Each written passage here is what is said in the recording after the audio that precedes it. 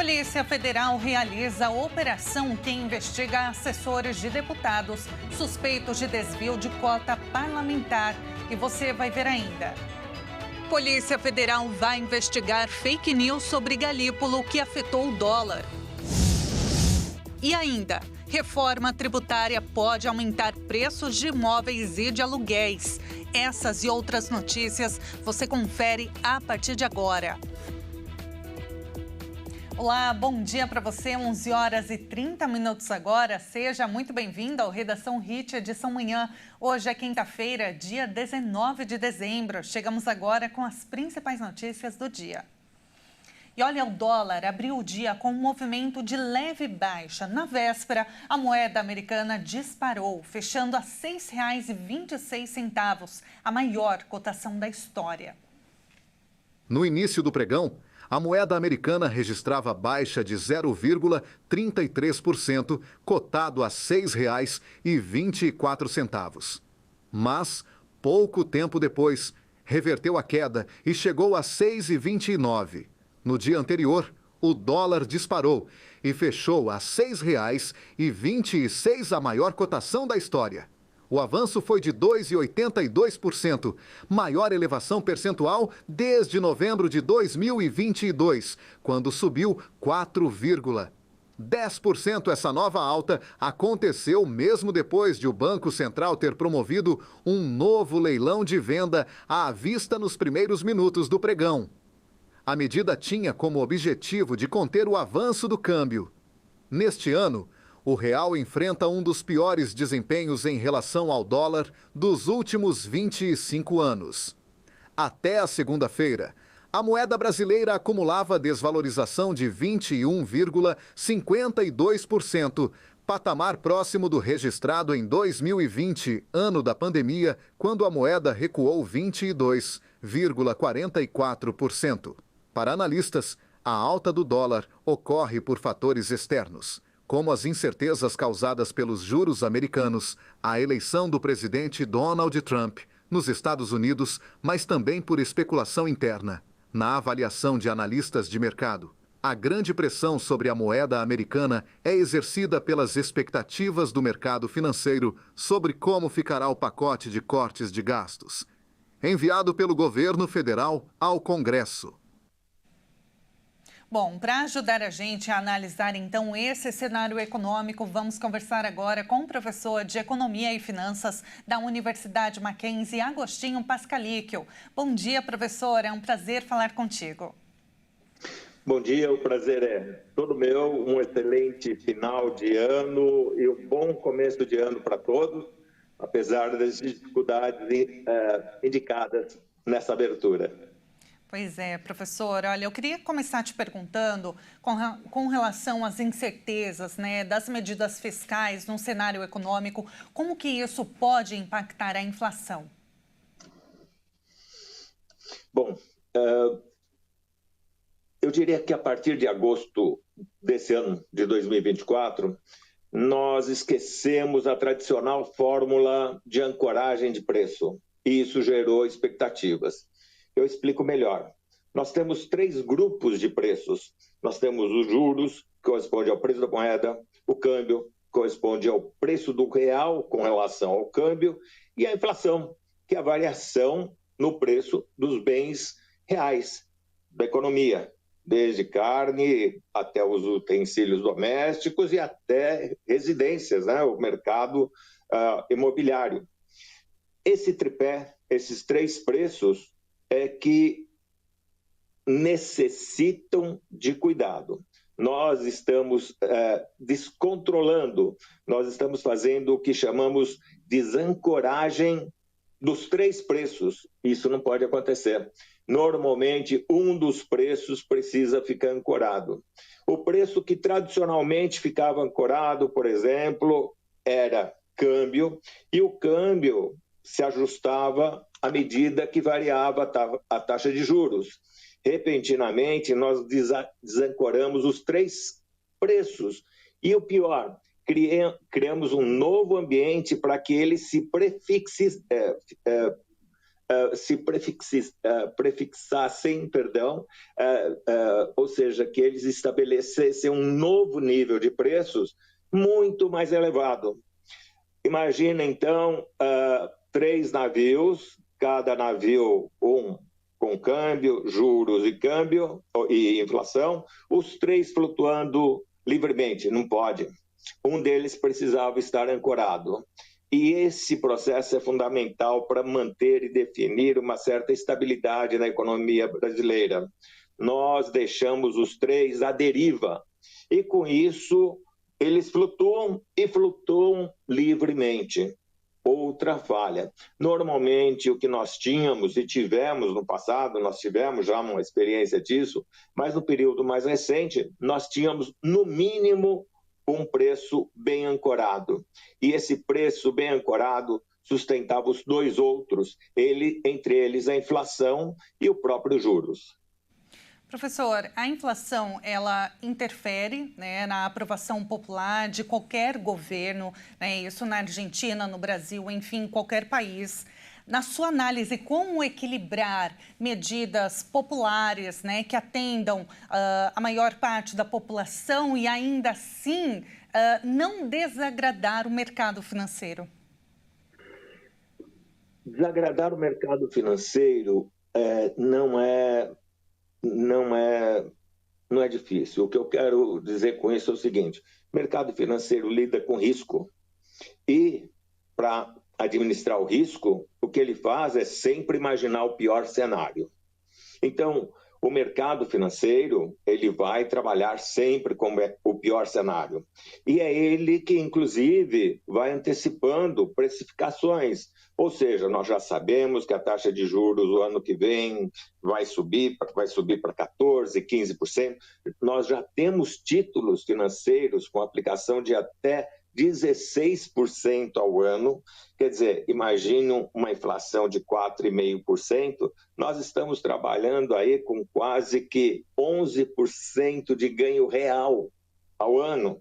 Isso aí é uma alegria para qualquer aplicador financeiro. Agora, o problema é agradar exatamente eu diria, os demais setores.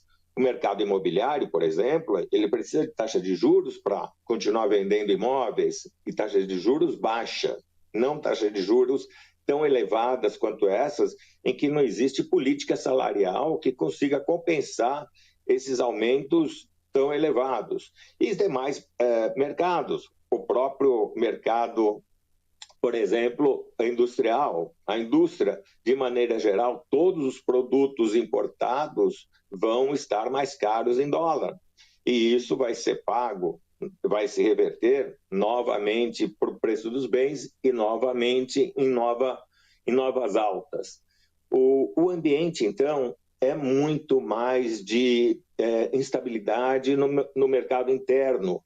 O mercado externo, o soft landing, está indo muito bem nos Estados Unidos, está indo progressivamente, é uma aterrissagem difícil. O que é soft landing? É uma aterrissagem gradativa em que os juros norte-americanos e também a inflação aterrissam, abaixam suavemente. Na Europa, a mesma coisa.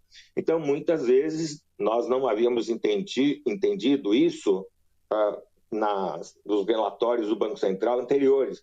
Que problema é que o Banco Central estava vendo no soft landing dos Estados Unidos e também da Europa? A guerra já é uma questão de mais de 2 anos. Ela já está internalizada, ou seja, já tem os problemas internos gerados. Eu acredito que, de maneira geral, as autoridades monetárias esqueceram do mecanismo de ancoragem que nós tínhamos, isso a partir de agosto, e agora nós vamos pagar um preço muito caro por esses 3 navios, essas 3 naus de inflação, juros e câmbio estarem subindo, porque a maré está subindo no mercado interno. Do lado externo, Trump realmente é um problema na questão tarifária. Ele já deixou claro que o Brasil é um país que tributa muito os produtos norte-americanos e que nada mais justo do que tributar também os produtos brasileiros. Nós podemos ter uma pauta de exportação afetada por esse mercado, pela redução de vendas no mercado americano. Felizmente, os nossos produtos são essenciais para a produção, são commodities, produtos essenciais para a produção de novos produtos no mercado também norte-americano, mas, sem dúvida, nós vamos sentir principalmente os efeitos tributários sobre os bens semi-elaborados, semi-industrializados e também na área de produtos industriais mais sofisticados, com maior tecnologia embutida. Isso pode ser refletir, por exemplo, na indústria de ponta, como a aviônica e outros setores que o Brasil tem e detém uma tecnologia adequada. Agora, professor, com relação à moeda americana, ontem fechou a R$ 6,26, né? Há muitos dias já está operando a mais de R$ 6. Agora, eu queria te perguntar com relação à proposta de cortes de gastos públicos, né, do governo federal, tem também um ajuste fiscal, o quanto essas propostas que devem ser votadas até sábado, é a previsão, o quanto tudo isso pode favorecer para que a moeda ela volte a operar a R$ 5, abaixo de R$ 6. É possível? Quanto isso? Qual a expectativa, né, para os próximos dias? Olha, a expectativa de um retorno não é...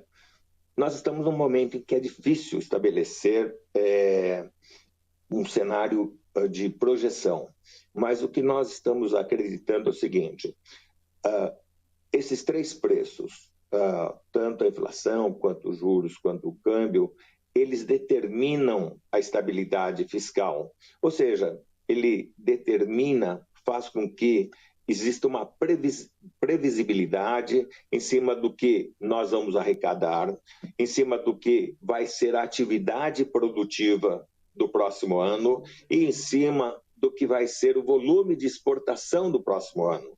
Ou seja, os preços de câmbio, exportação, de questão fiscal, o quanto o nível de atividade industrial, agrícola e também de serviços vai influenciar a própria arrecadação fiscal. E juros, o quanto nós vamos conseguir crescer oferecendo condições para que indústria, o agronegócio e também serviços prosperem ou não. Isso é fundamental para estabelecer um patamar mínimo de arrecadação para o ano que vem. Sem isso, nós não conseguimos. Então, o cenário, nesse momento, é de corte mesmo de recursos. Nós sabemos que existem, por exemplo, recursos que poderiam estar mais disponibilizados para a própria indústria, mas, na realidade, o que nós estamos preocupados nesse momento é disponibilizar recursos para o agronegócio. O agronegócio, o Plano Safra de 2024, recebeu 500 bilhões de reais. As condições não são as mesmas para a indústria. A participação da indústria tem diminuído constantemente durante esses últimos anos. Então, o que nós precisamos observar também é esse detalhamento. O que nós vamos crescer e em qual setor. Não adianta vir com conceitos ultrapassados aí de valor, lucro, se nós não conseguimos saber de quanto é a inflação e, consequentemente, de quanto é a margem que vai ter para cada setor. Nós precisamos ter estabilidades nesses preços e, nesse momento, em consequência dessa flutuação, o cenário é difícil. Perfeito. Professor, olha, muito obrigada pela sua análise e pela participação aqui no Jornal. Foi um prazer te receber e até uma próxima. Até a próxima. Muito obrigado. Muito obrigada. Até. Nós acabamos de conversar com o professor Agostinho Pascalíquio, professor de Economia e Finanças da Universidade Mackenzie. E olha, sem votos para aprovar a PEC, a votação do pacote fiscal na Câmara ficou para hoje. A proposta precisa ser analisada em 2 turnos de votação e depois o texto ainda segue para o Senado Federal. O presidente da Câmara, Arthur Lira, encerrou a sessão pouco antes da meia-noite de ontem por causa da dificuldade da aprovação da proposta de emenda à Constituição. O prazo apertado pressiona o governo. O planejamento inicial era concluir a votação do pacote de ajuste fiscal na Câmara nesta quarta, para que o Senado pudesse analisar as propostas até sexta-feira. Mas o adiamento da sessão coloca em xeque a possibilidade de aprovar os textos ainda em 2024. Com isso, o Congresso Nacional pode trabalhar até o sábado para conseguir votar os projetos do governo federal para cortar gastos públicos e a proposta de orçamento para 2025. Nesta quinta, tanto a Câmara quanto o Senado devem priorizar a análise das propostas relacionadas ao pacote fiscal do Executivo, mas a falta de consenso sobre os textos pode prolongar as votações. E com isso, existe a chance de os parlamentares usarem o fim de semana para concluir as votações antes do recesso, que está previsto para começar na segunda-feira. O governo quer acabar com os penduricalhos, que aumentam os salários do funcionalismo público e podem superar o teto constitucional, baseado no salário de 44 mil mensais de um ministro do Supremo Tribunal Federal. A PEC trata da remuneração dos servidores de todos os poderes da União, estados, Distrito Federal e dos municípios. E veja a seguir, reforma tributária pode aumentar os preços de imóveis e de aluguéis. E agora, na sua tela, imagens ao vivo de Aracaju, Sergipe, 29 graus. Que lindo, nós voltamos já já.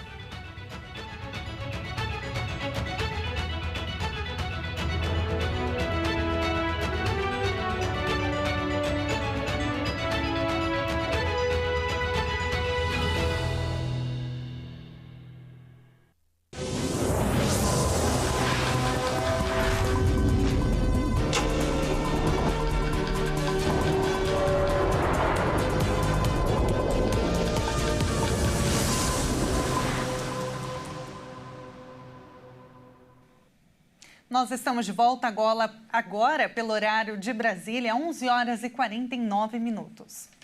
E olha, agora falando sobre o presidente Lula, a equipe médica informou que ele está bem e já está liberado para retornar a Brasília. Lula realizou exames de tomografia para avaliação clínica e deve voltar a realizar novos exames nos próximos dias.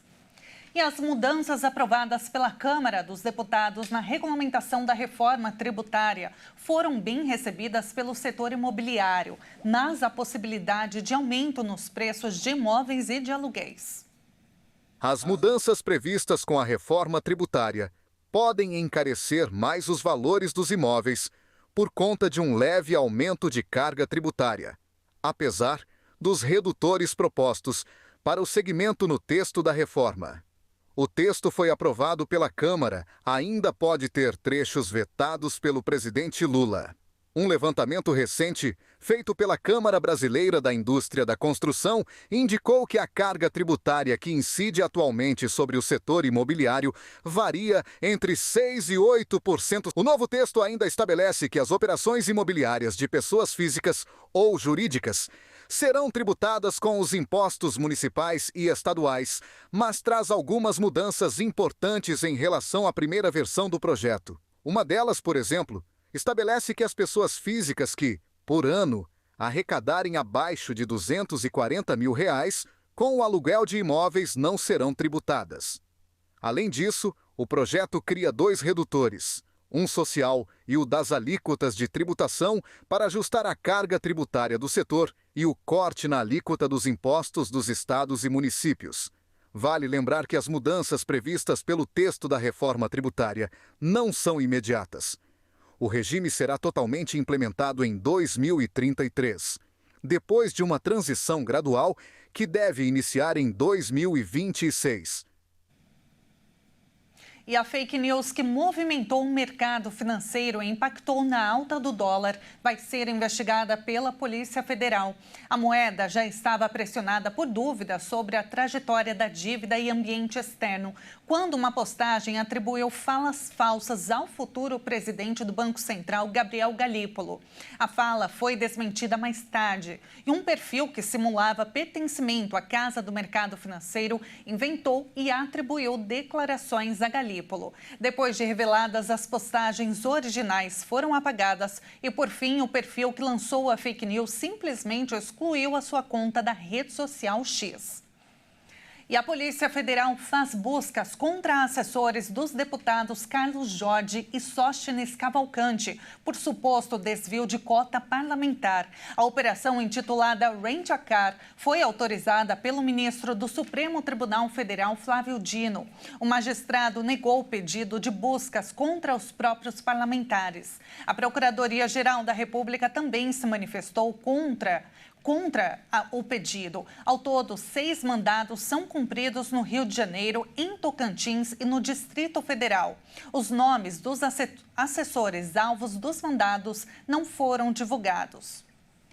E agora a gente muda de assunto e traz um pouquinho de leveza, porque nós vamos conhecer a cidade de Nova York. Vamos ver. A cidade de Nova York engloba 5 distritos, com Manhattan sendo o principal deles. Os outros são Brooklyn, Queens, Bronx e Staten Island. Pesquisas apontam que é a cidade mais rica do mundo, sendo até mesmo eleita como a melhor deste ano. A ilha de Manhattan é o protagonista do caso, tendo destaques na quantidade de pessoas e grandes empresas que residem por lá.